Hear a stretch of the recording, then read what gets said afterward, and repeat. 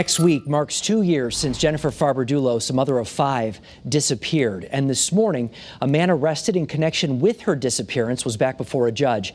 Channel 3 New Haven Bureau Chief Matt McFarland was at that hearing today in court and is live right now with more details on what happened. Matt? Well, Mark, co-defendant, friend, and former attorney for Fotis Dulos, Kent Mooney claims that his GPS monitoring ankle bracelet is keeping him from working. But today in court, the judge ruled that bracelet needs to remain on until this case is over. Any reaction to the ruling today, Ken? Ken Mooney and his attorneys had no comment on their way out of Stamford Superior Court, but they had plenty to say inside as they made their case to a judge, hoping he'd agree to remove his GPS monitoring ankle bracelet. I would argue to the court that the removal of the bracelet is not something that Your Honor needs to be concerned about in terms of him fleeing because of his strong ties to the community here, as well as his steadfast compliance with all of the conditions of release over the past 7 months.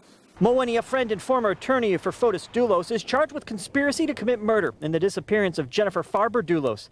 The New Canaan mother of 5 was last seen Memorial Day weekend, 2019.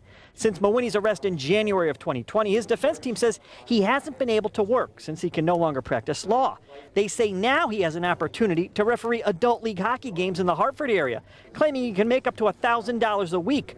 But the ice skate can't fit over the ankle monitor. This isn't a situation where you can walk into a store or some other job and just apply, given the nature of the charges he has pending against him, and also just the general notoriety that this case has received. The state's attorney's office objected, citing the court rejected co-defendant and Fotis Dulos' former girlfriend's Michelle Traconis' similar request earlier this winter.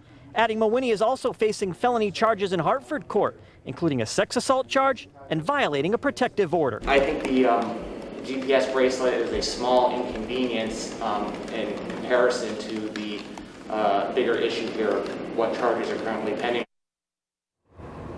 Now, in denying the motion, the judge ruled that the monitoring is not only appropriate but necessary, but he did say he'd be willing to have Mooney work with probation and the monitoring company to see if there's somehow they could loosen the bracelet, slide it up his leg when he is skating. So he said he would be open for that. He's due back in court in late July. As for Michelle Traconis, his co-defendant, she is scheduled for a virtual hearing a week from today. We're live with the mobile newsroom. Matt McFarland, Channel 3 Eyewitness News.